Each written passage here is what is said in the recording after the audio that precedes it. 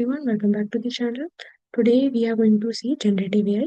So let's talk about it without wasting much time ताकि आप फटाफट से वीडियो लेक्चर्स देख लें before your examinations.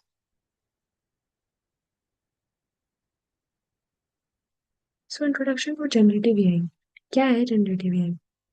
So in recent times, we have come across these pieces of information widely being circulated in news, online media. ये celebs हैं, famous people हैं, वो targeted हैं with fake images. Even politicians की fake images बना दी जाती हैं, damaging their reputations and self-esteem. ये हमने बहुत commonly देखा है कि आजकल चल रहा है deep fake and all of this, right? So this chapter takes you on an interesting journey जहाँ पे you will explore a new dimension of AI. इसको कहते हैं generative AI. So what is generative AI? It is a facet of artificial intelligence. Diverse content बन जाता है इससे audio, text, images and more. Aiming to generate new data. है ना, नया डेटा बनाना होता है रिसेंबलिंग इट्स ट्रेनिंग सैंपल्स. अब जैसे मान लो कि एक ट्रेनिंग सैंपल है तो मैं बिल्कुल इसी के हूबहू एक डेटा ट्राई करूंगी बनाने का. सो this is my generative AI का डेटा. ठीक है, जीपीटी हो गया, जेमिनी, क्लॉड, एआई, डाल, ई, ऑल दीज आर एग्जांपल्स. ठीक है, एंड ये हम क्यों करते हैं? एरर फाइंड आउट करने के लिए. हर चीज में हम एफिशिएंसी भी इंक्रीज करने के लिए स्टेप्स फॉलो करते हैं एआई में. So working of generative AI, it learns the pattern from the data and autonomously generate करता है सिमिलर सैंपल्स एंड ऑपरेट करता है within the realm of deep learning. हर जगह डीप लर्निंग घुसा रखी है. It also helps in employing the neural networks to understand and intricate the patterns. ठीक है, जनरेटिव एडवर्सरियल नेटवर्क्स हमने पढ़ा था एंड वेरिएशनल ऑटो एनकोडर्स हम पढ़ेंगे. तो what do you mean by generative adversarial networks? ये करता क्या है? Basically it is a type of neural network architecture only. ठीक है, इसमें दो नेटवर्क्स होते हैं, जनरेटर, डिस्क्रिमिनेटर. हमने बात करी थी प्रीवियस लेक्चर में. That compete against each other. Generator generate new data, नया डेटा ये जनरेट करता है जैसे इमेजेस या टेक्स्ट. वैट डिस्क्रिमिनेटर जो है ये वैल्यूएट करते हैं सैंपल्स को to distinguish between real and fake data. जो रियल डेटा है, फेक डेटा है, वो डिस्टिंग्विश करता है. एंड जनरेटर जो है it aims to produce the samples जो कि इनडिस्टिंग्विशेबल होते हैं from the real data. While जो डिस्क्रिमिनेटर होते हैं it aims to differentiate between real and generated data through adversarial training, जहाँ पे ये नेटवर्क जो है एक दूसरे को चैलेंज करते हैं.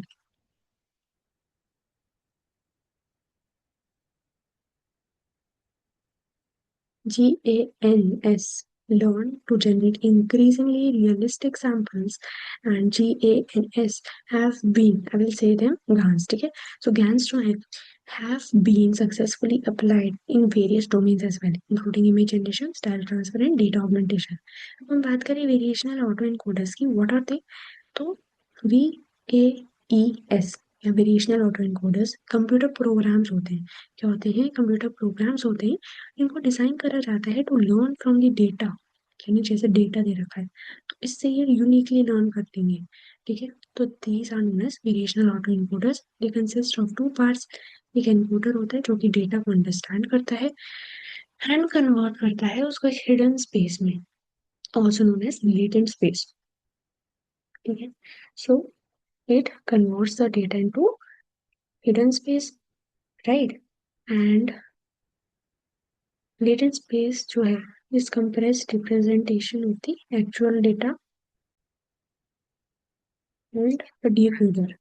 अब decoder में क्या होता है? जो कि decode करता है, यानी कि translates the information back from this hidden space into the original form. Now there is a data. So VAES will understand this. ठीक है, and these are the computer programs. Computer program है विच understand the data uniquely. अब ये ऐसे मान लो इसने data को ऐसे स्टडी करा. ठीक है, so it consist of two parts, encoder and decoder. Now what is an encoder? Encoder is जिसमें हम एक हिडन स्पेस में डाल देते हैं हमारे ओरिजिनल डेटा को. ठीक है, एंड उसको हम लेटेंट स्पेस बोलते हैं, वहां पे हम कंप्रेस कर देते हैं, हमारी रिप्रेजेंटेशन को कंप्रेस कर देते हैं। डिकोडर में क्या है, we decode which translates the information back from this hidden space, यानी इसको स्टडी करता है, यानी ये मेरी हिडन स्पेस में ये वाली इंफॉर्मेशन थी, इसको स्टडी करेगा और ये बना देगा स्टडी करने के बाद। So this is your variational and auto encoders का फंक्शन। They focus on capturing and underlying patterns of data to generate new samples, data generation, detecting anomalies in data, and filling the missing information.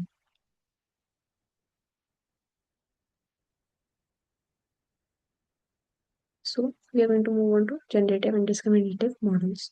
All right. तो मैं अब इससे भी better आपको एक चीज करा देती हूँ।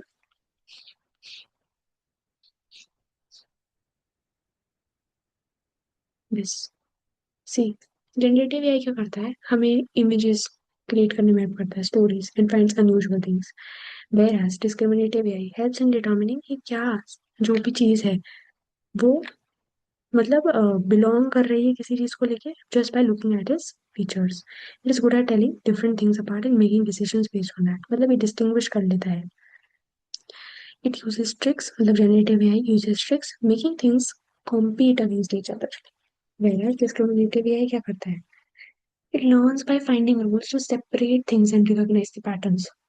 Alright, and generative AI tries to understand कि क्या डेटा यूनिक कैसे मतलब बना है, क्या बना रहा है डेटा को unique, whereas discriminative AI focuses on learning how to draw lines or make rules to tell other things apart based on the features। मतलब कि discriminative AI का काम क्या होता है, डिस्क्रिमिनेट करना, तो जैसे ये दो डेटा सैंपल्स हैं, इन दोनों के बीच में डिस्क्रिमिनेट करेगा, तो कैसे करेगा, वो इसका काम होता है, right. How, on what basis did it tell कि मेरा ये जो डेटा है ये डिफरेंट है या कैसा है, okay. It helps the artist to create new artwork, generate new ideas, generative AI, whereas discriminative AI facial speech recognition में आता है, ठीक है, ठीक है।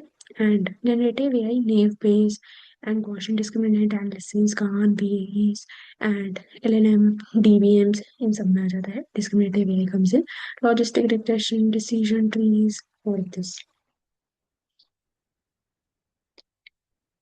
What are the applications of generative AI? Image generation हो जाती Canva, DALL E and stability AI, stable diffusion. Text generation हो जाती है ओपन एआई, चैट जीपीटी, है ना, Google's Bard which is Gemini in present date. Video generation is also involve like Google's Lumiere, deep fake, है ना, ये एकदम fake चीज बना देता है विच resembles the real thing. Auto generation also comes. In auto generation, we talk about Meta AIs, voice box, Google Music, LM, and आप ना एक और चीज देखना, इसमें चैट जीपीटी में एक फीचर आया है आजकल, आप उसमें बात कर सकते हो and it will reply. Next we are going to move on to the LLM which is large language model. LLM क्या है, एक deep learning algorithm, again NLP पे भी ये वर्क करता है, लैंग्वेज से natural language processing of course आएगी, such as generating, classifying text, answering the questions in a conversational manner, translating text from one language to the other। मतलब जैसे एक लैंग्वेज में इन्होंने भाषा दे रखी है, ठीक है, कि जैसे कि आप, ठीक है, तो फिर ये ट्रांसलेट करेगा इंग्लिश में इनटू यू, ठीक। Similarly large language models, this diagram is very important, से क्वेश्चन पूछा था। देखो, हम लार्ज लैंग्वेज मॉडल में कर क्या रही है एग्जैक्टली, हम ट्रेनिंग डेटा डालते हैं, we feed the training data, then this training data goes into the large language model LLM. उसके बाद हमें आउटपुट मिलता है, और सबसे पहले तो हम क्या करते हैं, प्रॉम्प्ट डालते हैं, फिर training data acts on the language model, then the output is given. तो they are called large because they are trained on very massive data sets. इसलिए नहीं होता है कि बहुत बड़ा होता है, इसलिए होता है बिकॉज इनको मैसिव डेटा सेट्स पे ट्रेन किया जाता है, ठीक है। Text and code and these data sets contains trillions of words, बहुत सारे वर्ड्स होते हैं।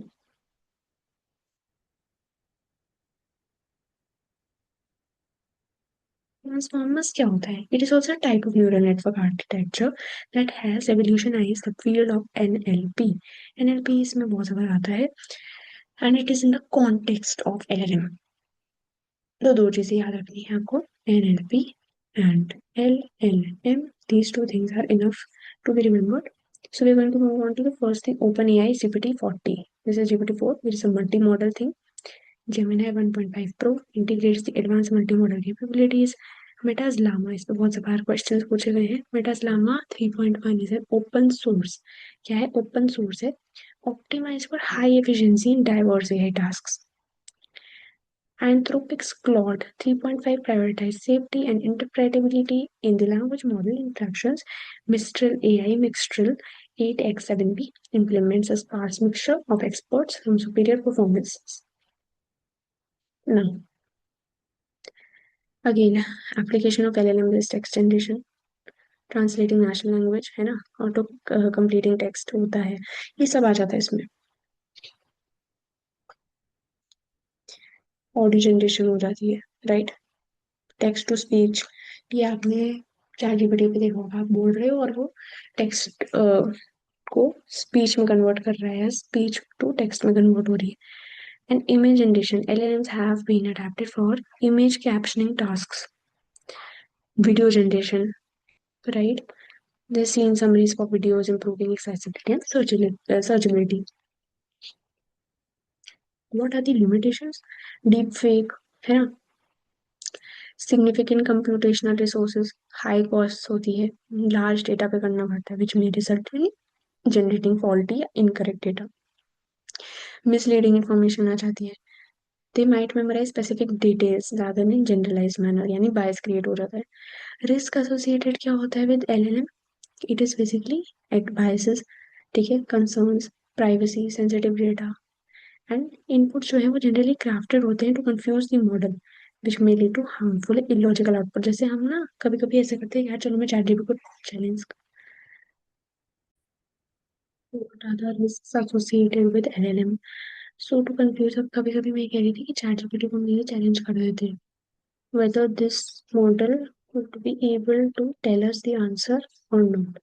So that comes here. This is important. Just have a reading of this. That large language models are a type of deep learning algorithm revolutionizing the NLP. Now, these advanced AI models excel at various tasks, including generating human quality text, translating languages, answering questions.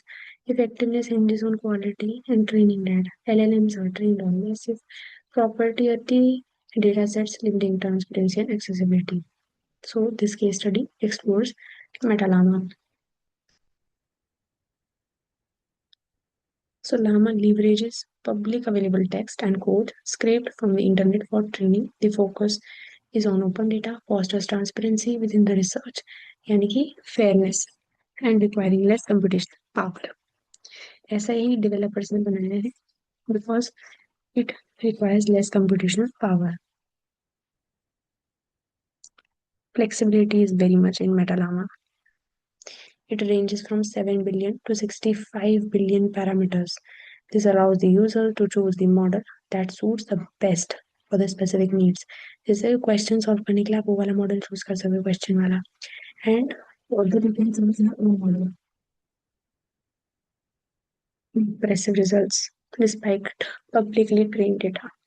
It focuses on text summarization, question answering, and showcasing the llama's ability to grasp, यानी कि पकड़ना किसी भी चीज को एकदम root से, जिससे कॉम्प्लेक्स इंफॉर्मेशन को हम कंसाइज कर लें, इंफॉर्मेटिव इनपुट्स मिल जाए. Education, research assistants, right, brainstorming ideas.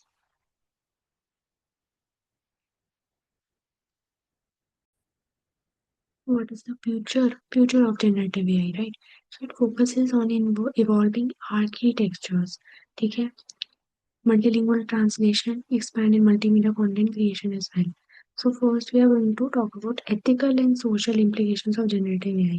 And आपको पता है deep fake. So basically this is as deep face lab and face swap. Raises concern about the authenticity of the digital data, whether the digital data is authentic or not. देखो कितना same AI has generated a particular face, right? So this is the original. Sorry, yeah, my bad. And this is the deep fake, बिल्कुल same, right, हल्का सा difference है. and that too very minute. So they can generate compelling fake images, audio, videos, jeopardizing trust. ठीक है, deep art style transfer algorithms. Next bias and discrimination of course आ सकते हैं clear view AI facial recognition algorithm से। ठीक है, also stereotypes होते हैं, प्रेजुडाइसेस होते हैं जो कि बायसनेस क्रिएट करता है। Example is the AI powered hiring platform developed by हायरब्रू has faced criticism for perpetuating recruitment बायस।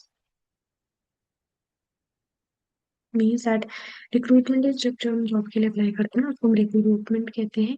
तो हायर व्यू सिर्फ उससे ही रिलेटेड है, बहुत बायस्ड है उसको रिलेटेड, उसके related. Plagiarism is basically copyrights. ठीक है, देखो डिसेंबर कॉपीराइटेड मटेरियल, जैसे हम किसी और का कंटेंट को कॉपी करते हैं and we put it on our platforms intentionally और unintentionally, it raises the ethical questions क्योंकि लोगों को लगता है कि वो कॉपीड है, ना भी हो या हो भी। ठीक है, transparency is the paramount of maintaining trust and accountability. ठीक है, ये बहुत ज़्यादा इंपॉर्टेंट रहता है। Points to be remember, be cautious and transparent, respect copyright, consult your teacher and institution for specific guidelines. ठीक है, intellect sources with generative no, intellectual property यानी एआई जो है शुड इंश्योर प्रॉपर एट्रीब्यूशन, है ना, for generated content to respect with original creators and comply with copyright laws. Accuracy होनी चाहिए, reliable होना चाहिए डेटा, एथिकली यूज होना चाहिए। ठीक है, आप साइटेशन जैसे treat the AI as an author, dated right, show your prompt, अपने अच्छे प्रॉम्प्ट्स डालेंगे तभी हमें एक अच्छा आउटपुट मिलेगा।